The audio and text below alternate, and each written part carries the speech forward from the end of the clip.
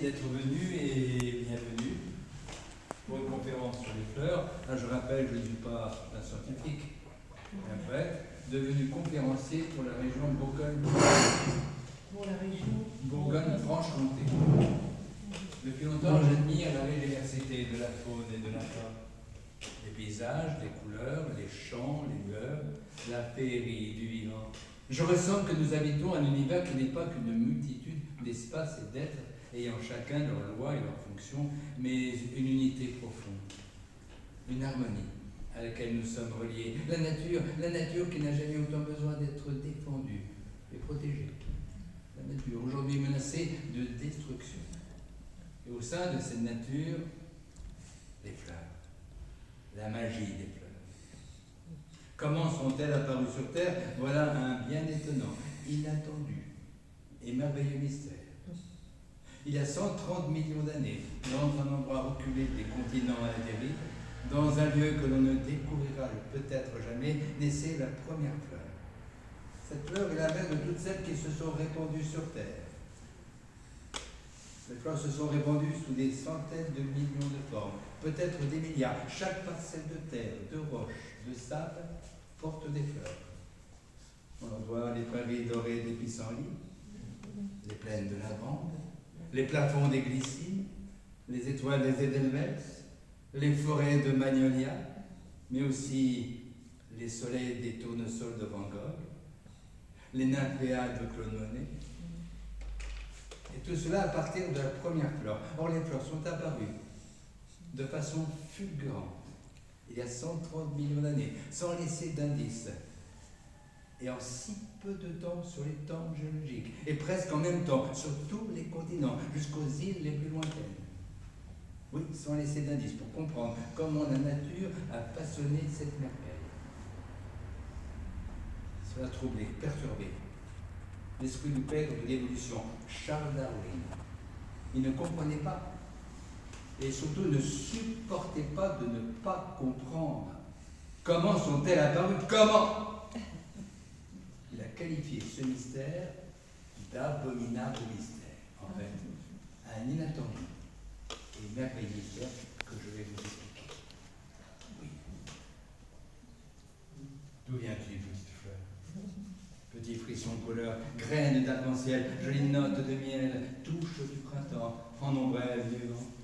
Tu te baignes de soleil aux vagues de lumière, à l'écume du vent, sous l'océan du ciel.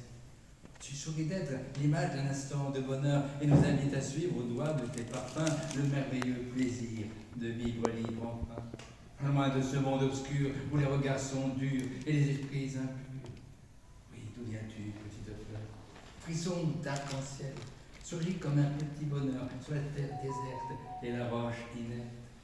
Serais-tu le message doux venu d'on ne sait d'où pour dire qu'en tendresse, nature à nous s'adresse? Pour tenter de comprendre, reprenons le parcours élaboré par la nature. Au tout début, qu'y avait-il? Le rouge. Un volcanite débridé animait la Terre de façon vive et brutale.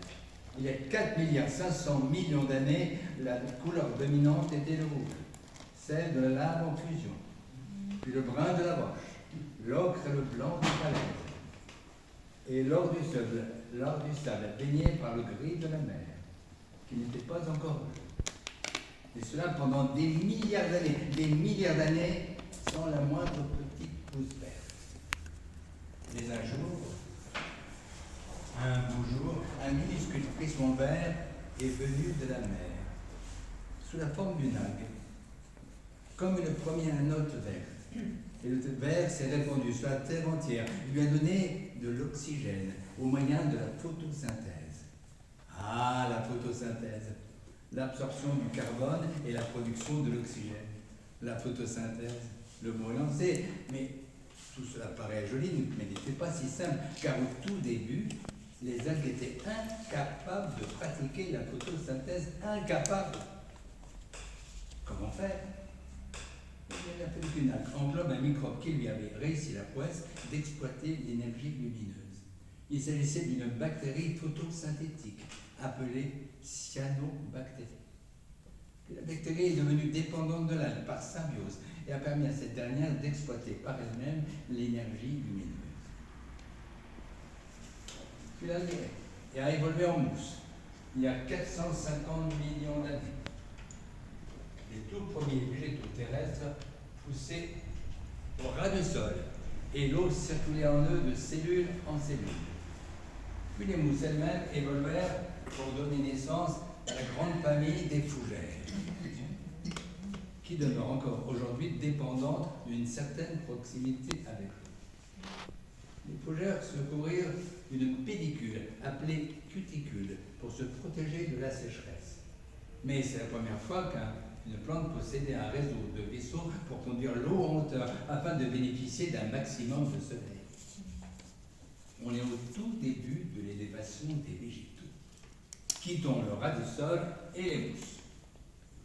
Les feuilles des fougères comportent d'innombrables petits orifices, appelés stomates. On peut parler de microscopiques bouches végétales. Elles permettent à la plante de respirer et conduire en hauteur que les nutriments absorbés par les racines. Les racines. Bon, voilà une innovation. Les racines vont réellement favoriser l'élévation des végétaux. Et tout cela va changer avec un groupe de plantes qui va émerger. Des plantes portant des graines. On n'arrête pas d'innover. Cette dernière innovation est apparue il y a 300 millions d'années. Rassurez-vous, on approche des fleurs.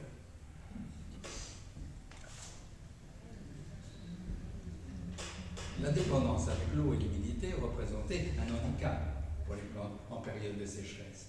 Il fallait encore innover, inventer. Apparurent les gymnospermes, en particulier les conifères. À noter que gymnosperme signifie en grec graine nue, par opposition à angiosperme. Mais si, angiosperme qui signifie graine dans un récipient. Mais si les gymnospermes représentent les conifères, que représentent les angiospermes? Avez-vous une idée? Tous les arbres fruitiers et tout. Les fleurs. Les fleurs sont des angiospermes. Alors comparons les angiospermes et les gymnospermes. Les angiospermes, les fleurs, sont protégées par un réceptacle interne soutenu par des pétales portés par des sépales situés au-dessous des pétales. Les gymnospermes portent des cônes, sont fixés à l'air libre, sans protection, ovules et graines. Les étamines des angiospermes portent le pollen qui sera transporté par d'innombrables pollinisateurs, en particulier les insectes, qui assurent avec efficacité la fécondation des fleurs. Les gymnospermes propulsent des spores avec pour unique et seul moyen le vent. Parlons budget. On peut dire qu'une plante possède un budget énergétique, comme tout être vivant. Un budget ne pas dépasser, ne pas dilapider, d'où un besoin d'optimiser les capacités d'exister et résoudre les problèmes liés à l'environnement. Qui n'évolue pas finira par disparaître. Vous êtes d'accord? C'est un principe dans la nature. C'est valable pour les êtres humains. Il y a pourtant deux exceptions. Deux gymnospermes qui n'ont presque pas évolué depuis 300 millions d'années et que l'on peut voir encore aujourd'hui. Le Welwitschia et le Ginkgo biloba, plus connu. Vous ne verrez pas facilement le Welwitschia. Il ne se dit qu'au sein des déserts côtiers du Namibie. Si vous aimez le rugby, vous le verrez comme emblème de l'équipe nationale de ce pays. Le Welwitschia ne possède qu'une racine, très longue, qui peut atteindre une profondeur de 30 mètres pour atteindre le minimum d'eau dans les déserts. Il possède deux énormes feuilles, particulièrement découpées, lui donnant l'apparence d'avoir une multitude de feuilles. Et de ces feuilles montent des tiges. On retrouve les cônes, où sont fixés à l'air libre et sans protection les graines et les ovules. La graine porte un minuscule plantule. Et le tout est très sec, contenant à peine quelques pourcents d'humidité. seul moyen afin d'attendre longtemps pour pouvoir éclore. L'autre fossile vivant est le ginkgo biloba. Vous connaissez le ginkgo biloba? Le connu, un arbre résistant, puisqu'en 1945, on a remarqué qu'il avait résisté aux déplagations de la bombe atomique.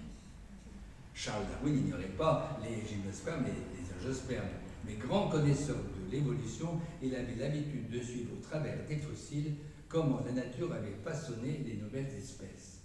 Or, pour l'apparition des fleurs, il ne trouvait rien, absolument rien.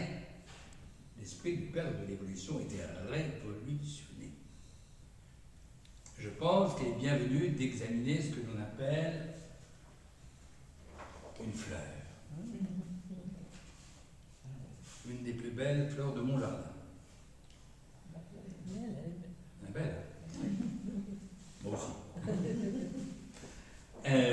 Alors, comment vous-même pourriez-vous désigner une fleur par un mot, un nom, une phrase, un qualificatif? Dans une certaine conférence, on m'a dit un jour un joli petit machin parfumé. Non, c'est pas Bon, c'est pas. il y a peut-être mieux. Quels sont vos mots à vous? Moi, je vous dirais une robe exceptionnelle. Ah. Pétale. Une explosion. Bien. Jean-Claude.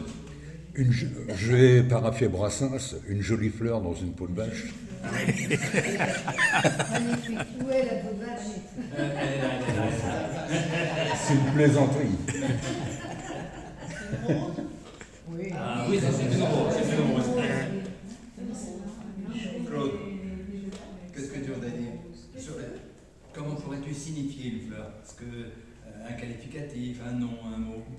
Et la rose rouge, c'est l'amour, hein? Oui, là. Ouais, bah oui. De l'amour. La rose flamboyante. Arthur, t'as une idée? Un éclatement de pétales. Un soleil dans un jardin. Jean-Paul.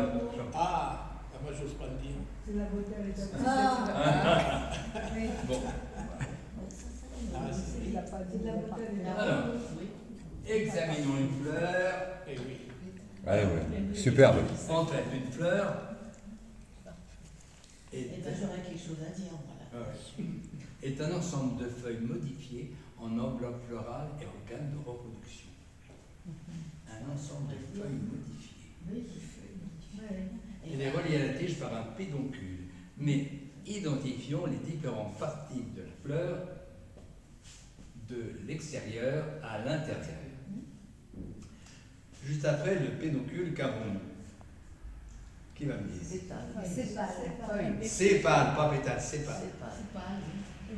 Qui protègent et soutiennent les pétales. Qui protègent et recouvrent les organes de reproduction. Dans les organes de reproduction, l'organe mâle. Non, non.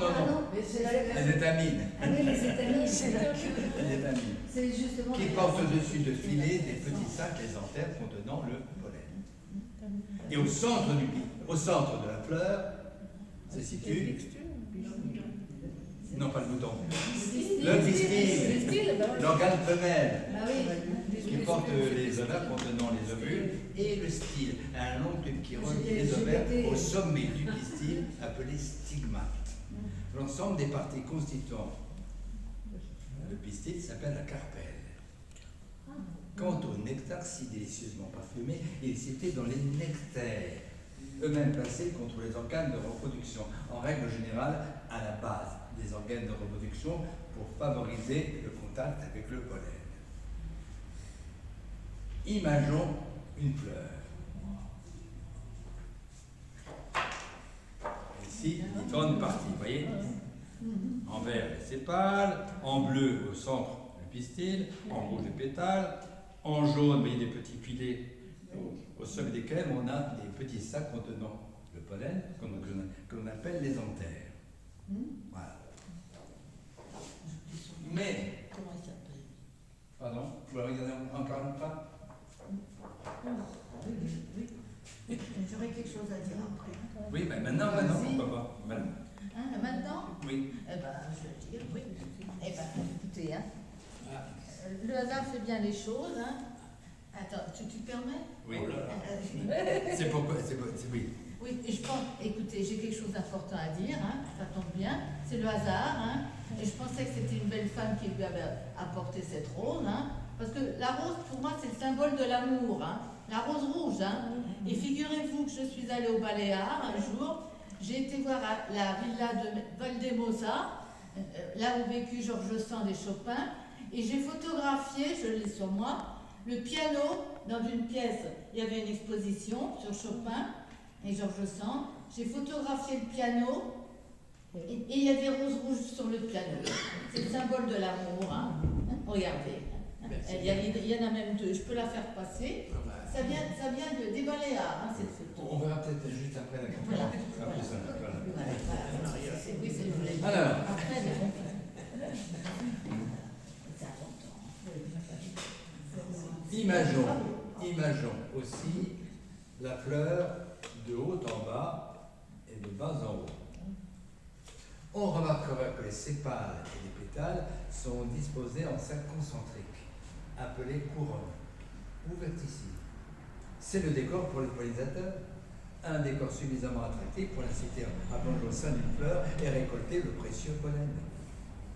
Le plus souvent un insecte qui s'envolera ensuite vers d'autres fleurs pour les féconder, et de vols fleuraux en vols fleuraux, des petits grains de pollen se détacheront de son corps pour se fixer au sommet du pistil, c'est-à-dire au stigmate.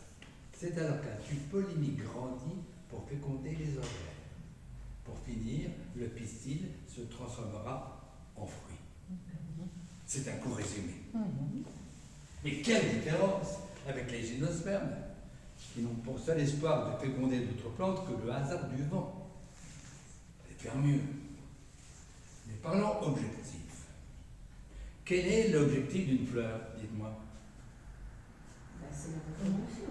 C'est la reproduction. Voilà, se reproduire, se reproduire. Tous les vivants se reproduisent. Oui, oui, bien sûr. Même les humains, c'est bien sûr. Mais pas si simple quand on est immobile comme une fleur. Imaginez un homme qui devrait se nourrir, se défendre et se reproduire sans bouger. Un fantastique défi. C'est pourtant la prouesse que réalise les fleurs chaque jour. La prouesse que réalise les fleurs chaque jour, un peu de respect. Les fleurs diffusent des substances dissuasives pour les prédateurs, diffusent inversement des parfums délicieux pour les pollinisateurs. Une fleur pourra décider de mettre fin à ses jours et reporter son énergie sur les graines et au moyen du vent et des pollinisateurs, tenter de se reproduire ailleurs de façon plus favorable. Se reproduire est essentiel. Les fougères sont tributaires de l'eau, les conifères du vent, les plantes à fleurs exploitent différents pollinisateurs. En clair, une fleur n'est jamais en contact direct avec son partenaire sexuel. Il lui faut un intermédiaire disponible. Mais comme les pollinisateurs sont nombreux et les moyens de séduction efficaces, de délicieux parfums, tous les espoirs sont permis. On va dire spermis. Il convient aussi d'arbourer de belles couleurs pour attirer les pollinisateurs. La couleur des pétales s'impose. Les couleurs viennent de pigments, des anthocyanes pour le rouge et le jaune, des flavonines pour d'autres jaunes et la caroténite pour l'orange. La couleur bleue est plus difficile à obtenir, la couleur bleue. La rose bleue est le rêve de tout horticulteur. La solution inattendue pour la couleur bleue est de créer une couleur sans pigment. Comme sur les CD ou la carapace des scarabées. Dans ce cas, la couleur vient du jeu de lumière sur les stries du CD ou celle de la carapace du scarabée. On appelle ce phénomène l'iridescence, qui fait appel à la diffraction de la lumière. C'est ingénieux pour créer une couleur. Quand on a une fleur petite, minuscule, on peut avoir avantage à s'associer à d'autres fleurs pour créer une fleur unique et géante. Dans ce cas, L'ensemble des fleurs s'appelle un capitule. C'est le cas de la marguerite, du tournesol, de l'artichaut, si on laisse fleurir, de l'artichaut. Vous voyez? Un capitule, un ensemble de minuscules petites fleurettes. Et l'ensemble, c'est une fleur. Une fleur composée de fleurettes. Également le cas de l'Edelweiss. Ah, l'Edelweiss est un cas particulier. Chaque petit poudre d'or est composé de minuscules fleurettes dorées, reproduisant un petit capitule. En fait, un Edelweiss est un assemblage de capitules entourés de feuilles blanchâtres pour mimer des pétales. Un Edelweiss est un super capitule. Qu'y a-t-il de plus séductrice que les orchidées, qui ont déployé les moyens les plus sophistiqués jusqu'à la perversité pour attirer les insectes? Selon vous, combien d'orchidées existent dans la nature? Oh là, plus de 1000, 2000. Combien? Des milliers. Combien de milliers? 5000. Il semble peut-être même plus. 100 000. Voilà. Pas Pas tout tout à à fait faux. fait. Dans la nature, 30 000, 30 000. et hybridées par l'homme, 100 000. D'accord. Certaines orchidées ne portent qu'un pétale, appelé labelle. Dans l'eau, ça. Qu'un pétale, appelé labelle. Certaines orchidées. Mais parlons d'une orchidée assez perverse. La Dracea, appelée ainsi en hommage à une botaniste Mizrek. Hommage plutôt ambigu de la part de ses collègues mâles, que l'a-t-elle fait ou pas fait. La Dracea utilise son label pour le transformer en guêpe femelle, reprenant rigoureusement l'anatomie de l'insecte. Le mâle sera attiré par les phéromones de la guêpe femelle, que l'orchidée reproduit également. Le mâle tentera de s'accoupler avec la fleur, mais sans vain. Atteint de multiples essais, couvert de la tête aux pattes de pollen, repartira déçu vers d'autres orchidées, de déboires amoureux en déboires amoureux. On pourrait quand même se demander pourquoi ce mâle persiste à fréquenter des orchidées qui vont le décevoir. Hein? Il existe dans la nature un principe que l'on appelle fidélité de butinage, qui incite chaque insecte à ne suivre qu'une espèce de fleur. Fidélité de butinage. Ça me rappelle un ami qui ne fréquentait que les blondes. Pratiquait-il lui aussi une fidélité de butinage? Certaines Dracea d'Australie poussent le vice à façonner sur elles un orifice copulatoire.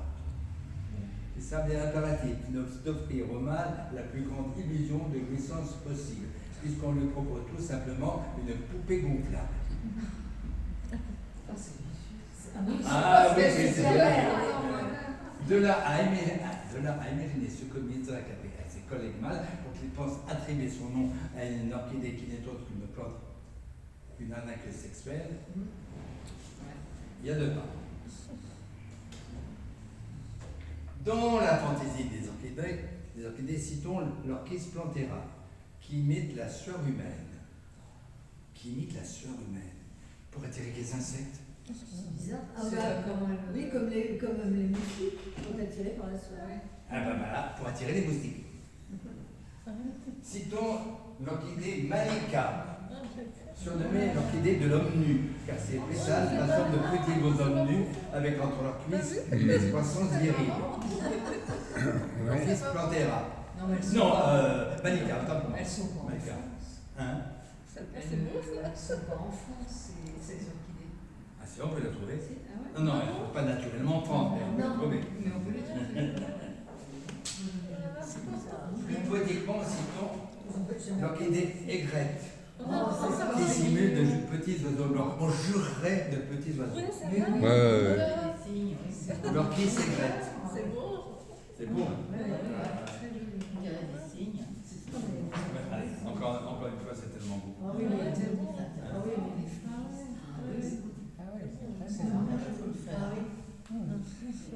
Ah, on ne sait pas pourquoi ces formes ont été sélectionnées. Mais le fantastique est toujours issu de l'évolution couplée avec le hasard. Une fleur n'a pas l'intelligence de modifier directement son patrimoine. Il lui faut un temps d'évolution, de génération en génération. Parmi les instruments de l'évolution, citons les enzymes qui créent les pigments. Les enzymes favorisent la réaction chimique. Ainsi, les fleurs, par les enzymes, peuvent modifier leur couleur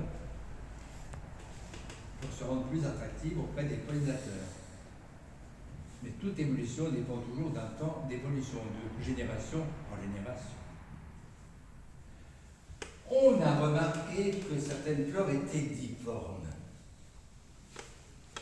Et bien cela m'amène à me poser la question. Quel est ton visage, fleur? Le feu qui t'illumine, l'étincelle qui t'a ouvert pour enchanter la vie, ton mystère et celui de la beauté. Comment d'une algue verte ta merveille s'est offerte? Comment d'un simple frisson vert un arc-en-ciel a couvert le désert? Quel est ton visage, fleur, le vœu qui t'illumine? Tu as changé la glaise de la terre en draperie de fête. Tu as couvert le monde de couleurs à la ronde. Dis-moi le secret de ton âme, la toute première flamme. D'où viennent tes atours, ton ivresse de velours? Serait-ce elle, sans limite, une déclaration d'amour? Oui, certaines fleurs sont difformes, portant plusieurs pistils sans étamines, ou plusieurs étamines sans pistils. Pour tenter de comprendre, le chercheur John Nomad du laboratoire Enrico Cohen a remarqué dans le chromosome végétal des gènes mutants, des gènes prompts à s'écarter du modèle de base, des gènes sauteurs. L'étude est partie de deux plantes à fleurs simples, la rapette et la gueule de loup. Or, certains mutants étaient bien étranges, ne portant aucun pétale que des sépales. Il fallait approfondir. Au terme de longues analyses, les chercheurs sont parvenus à identifier les gènes bâtisseurs de la floraison. Les gènes bâtisseurs, c'est ainsi qu'on les nomme. Ces gènes peuvent être déclinés en A, B, C, reprenant rigoureusement les différentes parties de la couronne.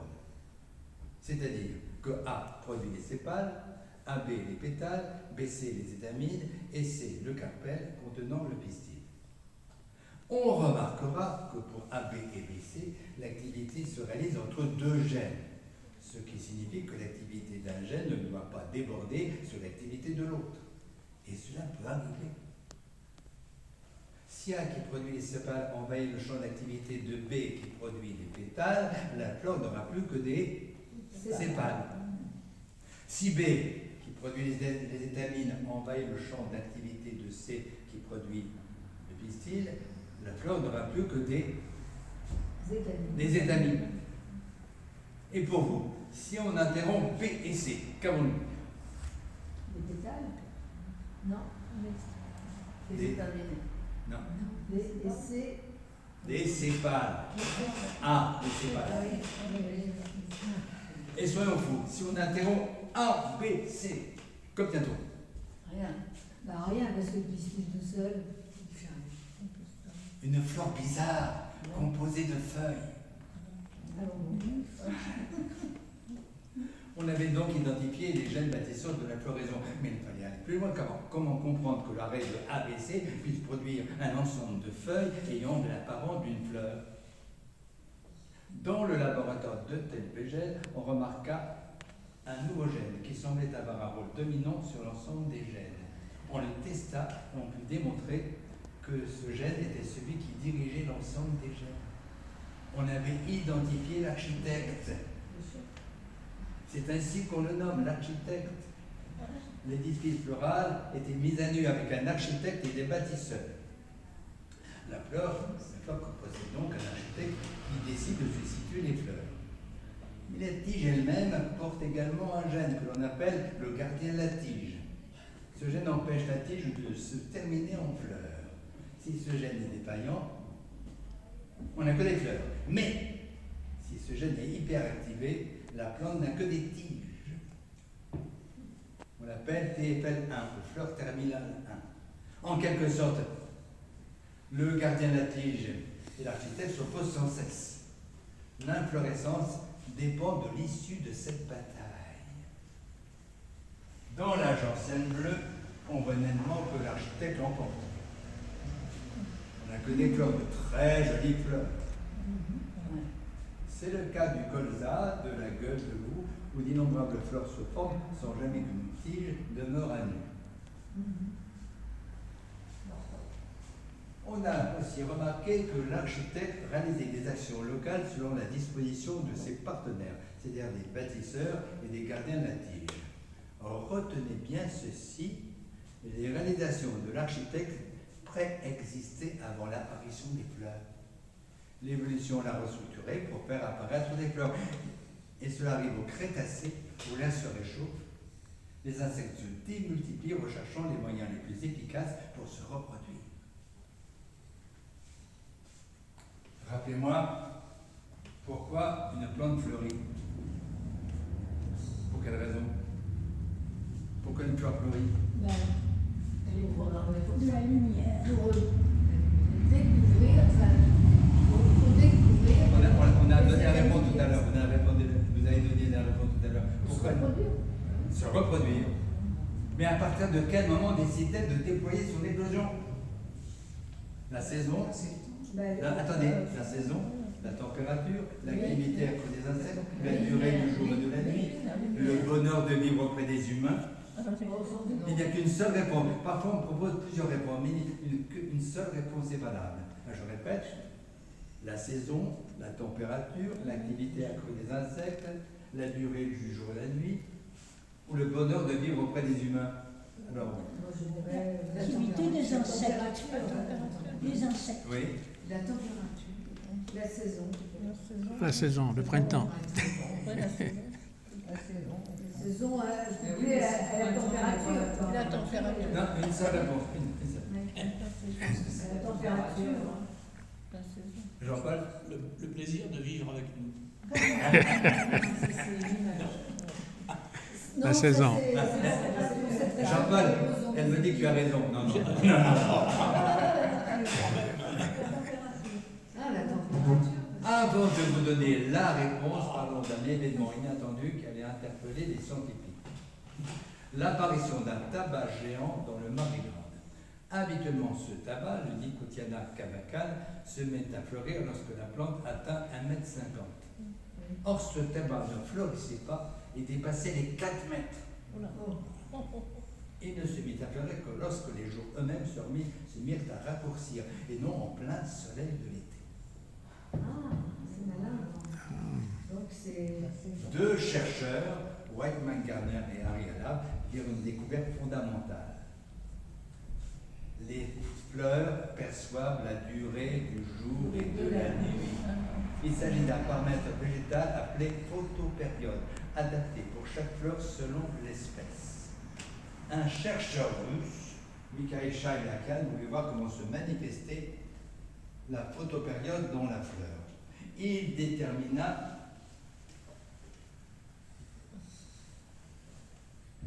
que les premiers signaux partaient de la feuille. La feuille est au départ du signal de la floraison.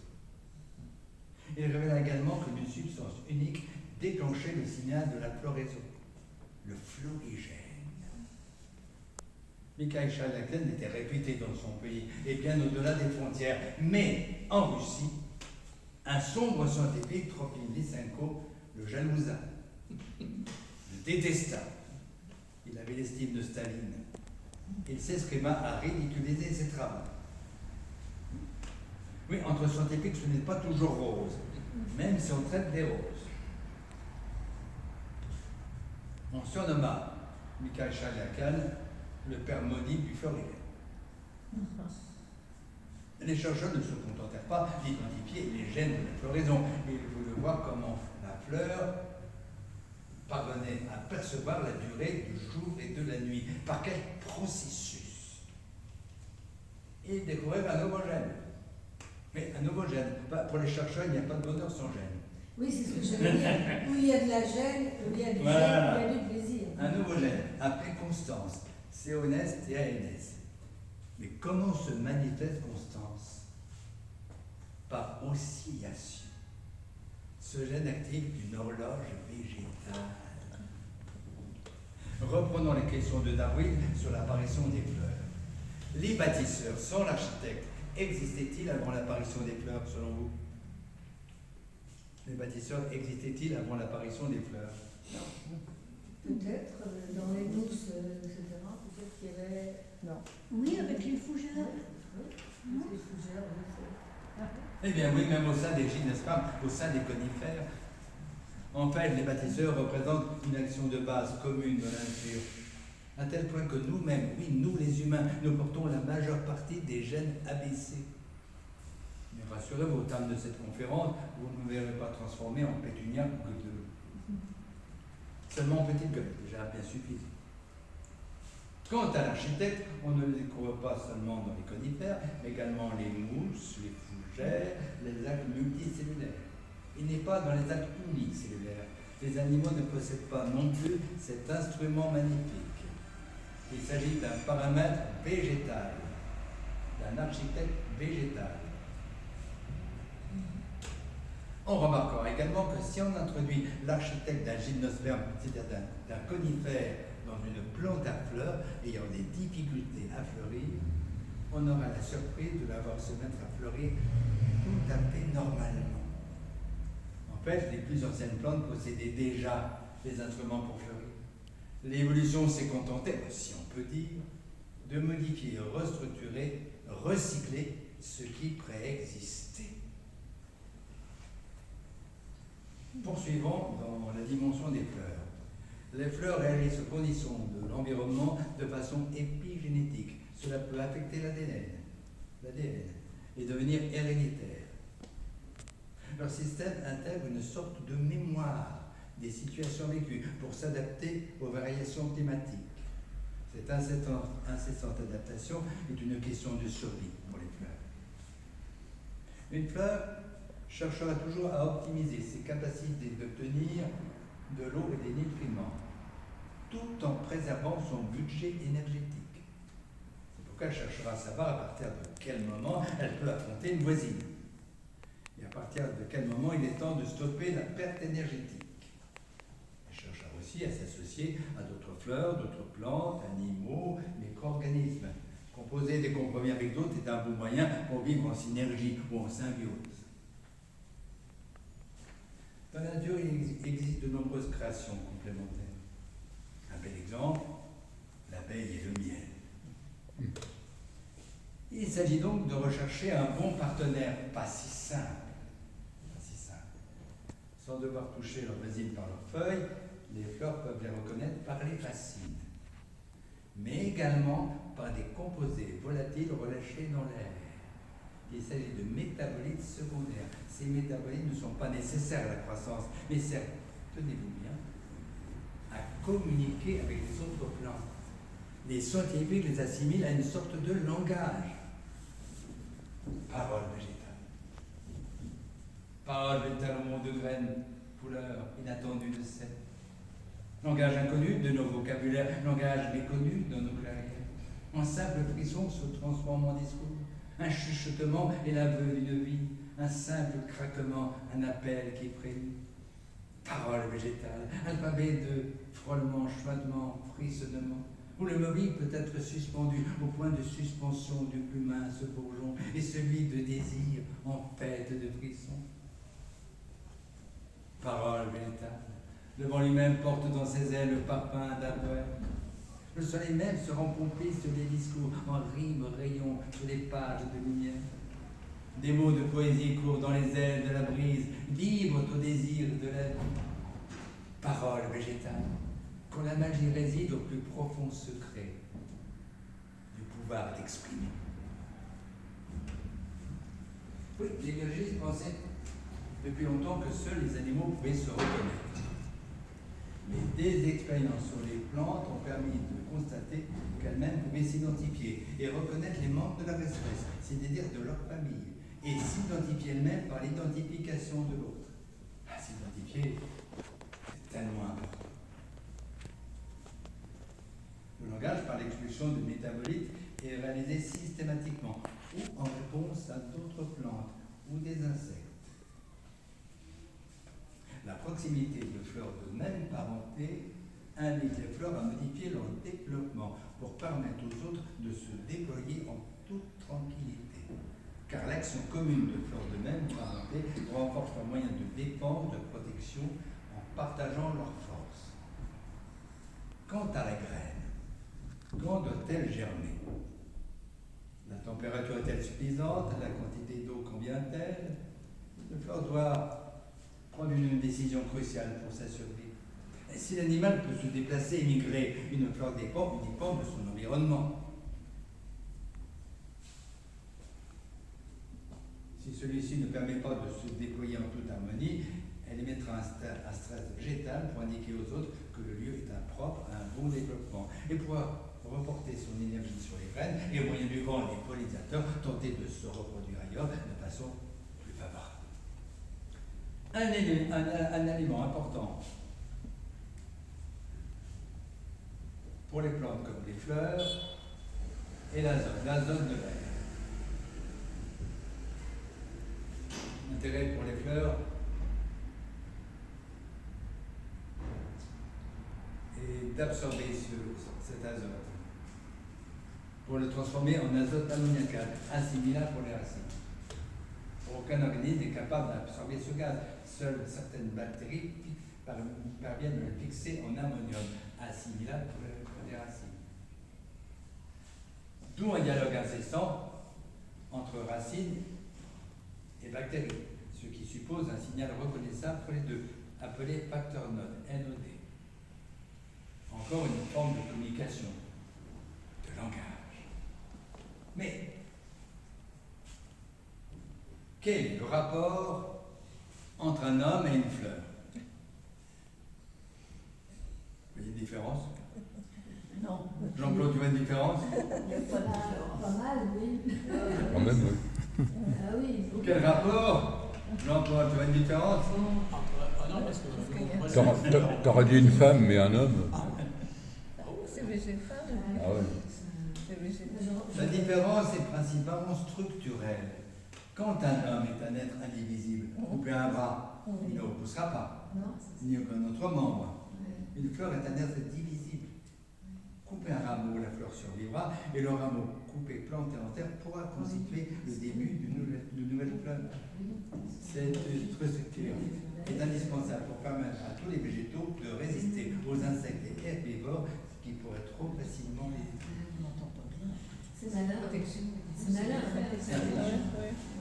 En fait, un organe végétal est réparti sur la totalité du corps, qui ressemble lui, en fait, à un essaim d'organes.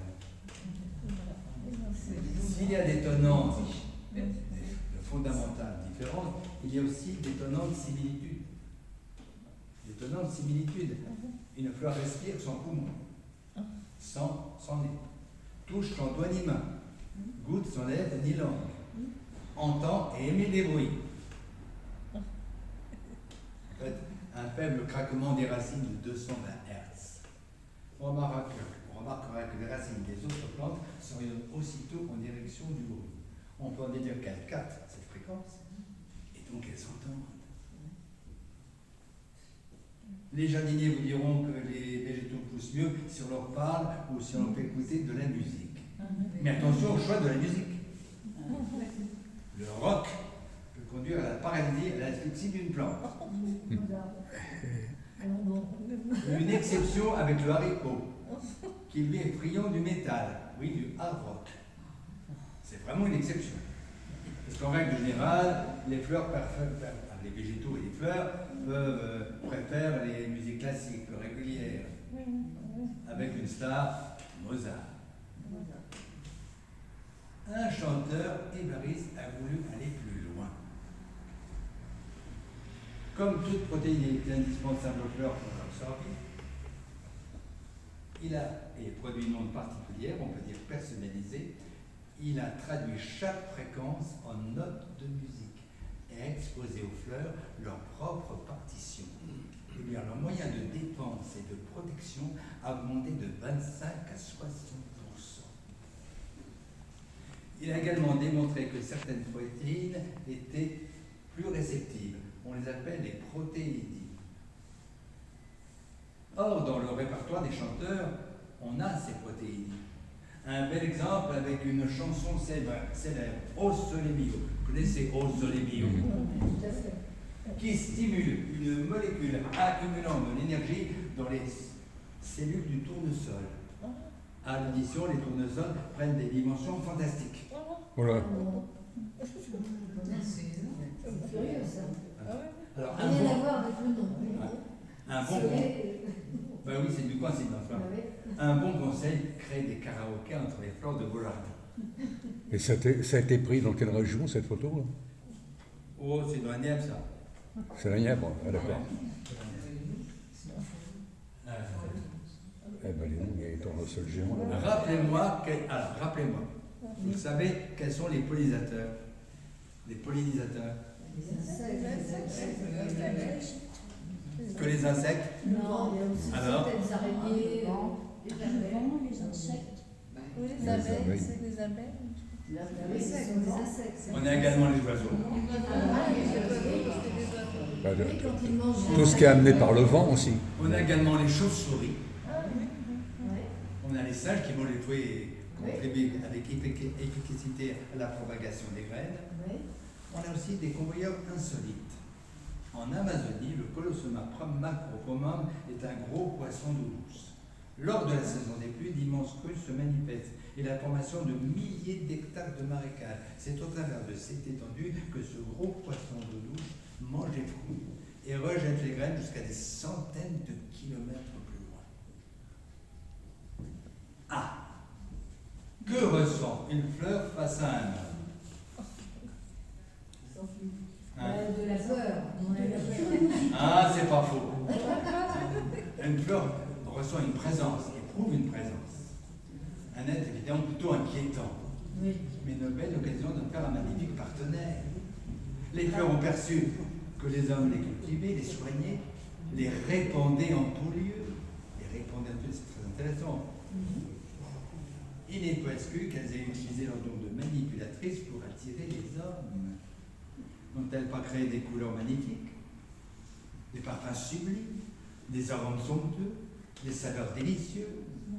Ah, bien sûr, les insectes, les animaux sont concernés, mais l'homme n'en est pas exclu, loin de là. Leurs cadeaux, leurs couleurs, leurs parfums, leurs arômes, leurs saveurs, inspirés de nombreux artistes. Peut-on parler d'une forme de symbiose? Au moins poétiquement. Parlons de l'activité d'un groupe de fleurs. Un groupe de fleurs ne limite pas son activité à sa collectivité. Exemple, avec un stress végétal dû à la présence de sel dans la terre. Les fleurs exposées modifient leur physiologie, mais préviennent également les fleurs non encore menacées du danger potentiel. On peut dire que les fleurs peuvent calculer des probabilités, gérer un principe de précaution et vivre une solidarité végétale. Dans les actions des fleurs, il existe des méthodes particulières, telles que le swarming. Est-ce que vous connaissez le swarming? Agir à l'unisson au sein d'un groupe. Agir à l'unisson au sein d'un groupe. Nous en avons le bel exemple avec les nuées d'oiseaux, les colonies de fourmis, les bancs de poissons, les hordes de mammifères. On retrouve cette activité même dans les bactéries. Les fleurs pratiquant le swarming renforcent leurs moyens de protection, de défense, optimisent leur capacité d'obtenir de l'eau et des nutriments. Mais regardez un jardin. C'est merveilleux, un jardin. On voit des fleurs minuscules à peine visibles à l'œil nu et des fleurs dominantes. Comment une telle diversité peut cohabiter? En fait, chaque fleur a des besoins différents et complète ceux des autres. La biodiversité favorise le végétal. Aujourd'hui, on parle de permaculture, qui est la culture associée, pratiquée depuis des siècles par les indigènes du monde entier. Il ne s'agit pas d'une innovation, mais d'un retour aux sources. Il faut savoir que chaque plante favorise la croissance et le développement de l'autre. quelles que soient ces différences. Une belle leçon d'humilité pour nous les hommes qui méprisons si souvent les différences. Pour vous montrer les pouvoirs de l'évolution et l'extraordinaire façon de la nature pour façonner les formes et les couleurs, je vais vous présenter des fleurs fabuleuses, que je qualifie de fabuleuses. Fleurs fabuleuses, comme nature est fabuleuse, comme la vie a le pouvoir de s'éployer en flamant de fièvre, couleurs inattendues de sel. Fleurs carnivores, poitrées dans l'immense comédie de la vie.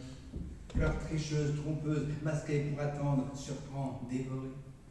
Fleurs fabuleuses, votre passion de vivre ressemble tant à la lave du volcan qui attend de sa langue de braise sa proie. Génie du végétal à l'insondable pouvoir de créer, artiste folle à l'ivresse de posséder.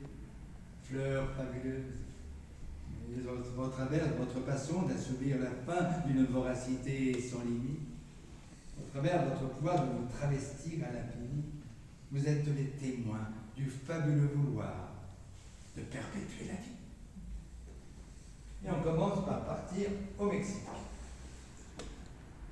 On a un petit peu voyagé et voir un acacia, que l'on appelle l'acacia cornigera, qui offre aux fourmis le gîte et le couvert. Par ses épines creuses cloisonnées en deux parties, elle propose aux fourmis la suite parentale et la nurserie. En eux, ces épines produisent une substance riche en protéines, idéale pour nourrir les larves.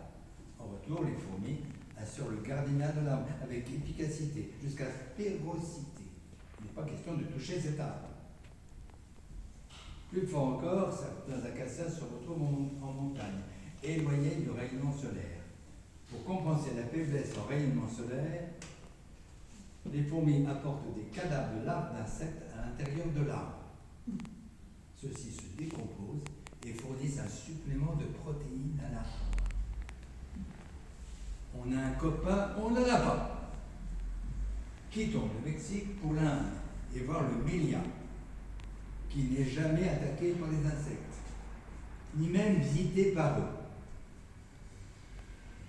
Les chercheurs se sont demandé pourquoi. Eh bien, celui-là produit une substance particulière, l'azathractine, qui est un véritable coupe-faim. Les industriels se sont intéressés à l'arbre pour les cures d'amaigrissement. Et certaines sociétés ont même breveté l'arbre. Comment peut-on breveter la nature? Ainsi, des indigènes qui exploitaient cet arbre depuis des siècles se sont vus devoir payer des droits pour continuer à l'exploiter. Un véritable scandale et le début d'une longue procédure. Revenons au Mexique. Alors, en avion, ce n'est pas du tout écologique, mais avec les mots, il n'y a pas de souci. Pour voir les yuccas du Mexique, qui n'attirent aucun pollinisateur. Ben, comment faire pour se reproduire? Eh bien, la nature a façonné sur elle de belles et longues fleurs blanches, au sein desquelles les insectes, les prolulia, viennent se protéger de la chaleur et pompent. Mais attention, la femelle doit s'acquitter d'un droit d'entrée. Elle doit prélever le pollen et en constituer une petite boule de la taille de sa tête pour que les fleurs d'elle sourient. C'est malin. Et non seulement, elle devra en tartiner le pistil pour pouvoir pondre ses œufs. Tout est calculé. Les larves qui en sortiront se nourriront des graines de la fleur. On pourrait se demander si les larves ne risqueraient pas d'épuiser la fleur. Mais en règle générale, ils n'en consomment que la moitié. Quittons le Mexique pour les Caraïbes et voir une liane florale, le magravia. Une liane florale qui produit au-dessus de son inflorescence un disque végétal tout à fait comparable au panneau de détection des avions à wax. Un disque idéal pour produire des ondes et attirer les chiroptères, c'est-à-dire les chauves-souris. Une méthode bien plus efficace qu'un parfum et une couleur. Il faut savoir que les chauves-souris sont particulièrement myopes et n'ont pas un sens olfactif bien développé. Quand même ingénieux. Quittons les Caraïbes pour l'Asie et voir une plante carnivore de la famille des arômes, l'Aricema, qui attire les moucherons par une odeur délicieuse de champignons. Les moucherons se retrouvent très vite entraînés dans un long entonnoir pour atterrir au cœur de la fleur, mâle ou femelle. Si la fleur est mâle, on peut dire que l'insecte se retrouvera le nez dans le pollen et devra s'activer pour trouver le petit trou de sortie. Après s'être couvert, bien sûr, de la tête aux pattes de pollen, c'est l'objectif. Mais si la fleur est femelle, pas de chance. Pas de trou de sortie. L'insecte servira de nourriture à la fleur. Il y en a qui n'ont vraiment pas de peau. Tomber sur une fleur femelle. Quittons l'Asie pour la Méditerranée occidentale et voir une fleur peu sympathique, l'Elidociceros muscivorus. Connaissez-vous l'Elidociceros muscivorus? Non. Je n'ai pas été présentée. Non. Une fleur qui attire les mouches à viande. Elle s'est mise à ressembler à un cadavre en reproduisant son odeur pestilentielle. Voilà. Les mouches à viande, toutes excitées, viennent pondre dans l'organe de reproduction, favorisant la fécondation d'autres fleurs cadavres. Alors, si vous désirez orner votre séjour, tiens, d'une fleur originale, ne choisis pas l'Elidociceros muscivorus pour son odeur épouvantable. Son aspect cadavérique, c'est quand même pas bien sympa. Et surtout les mouches. Bah, si tu insistes, j'ai quelques tickets de réduction, jusqu'à moins 90%. Oui, ça, je me doute, il y a des promos. Oui, des gros promos. Quelqu'un est intéressé? Non? Non? Vous avez bien raison.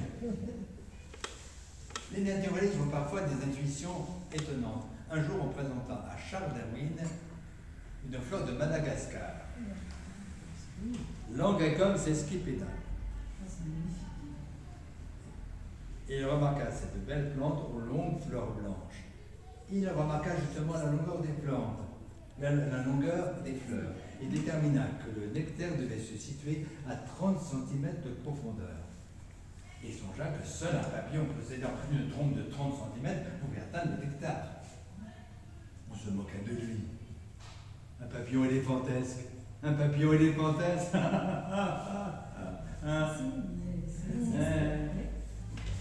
Eh bien, 21 ans après son décès, on a découvert le papillon, qui possède une trompe de 30 cm.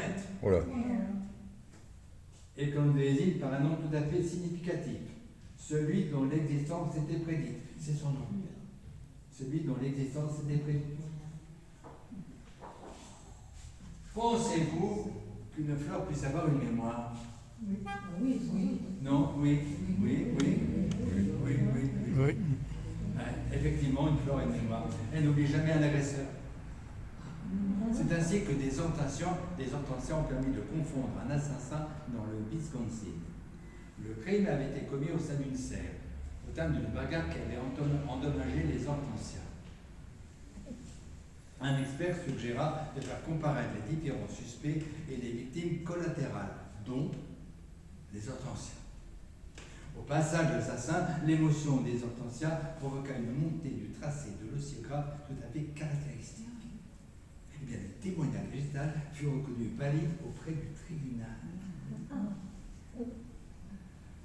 Devant l'émotion suscitée, l'assassin finit par avouer son crime. Il n'y a pas lieu de s'en étonner. Dans leur dimension végétale, je dis bien dans leur dimension végétale, les fleurs éprouvent la peur, l'humiliation, la gratitude, l'intelligence créatrice, la ruse, mais également d'autres sentiments, le désir, la jalousie, la compassion, le principe de précaution et la solidarité végétale. Si nous venons des primates, allons beaucoup plus loin dans nos origines, beaucoup plus loin. Comme tous les êtres vivants sur Terre, nous venons de la mer.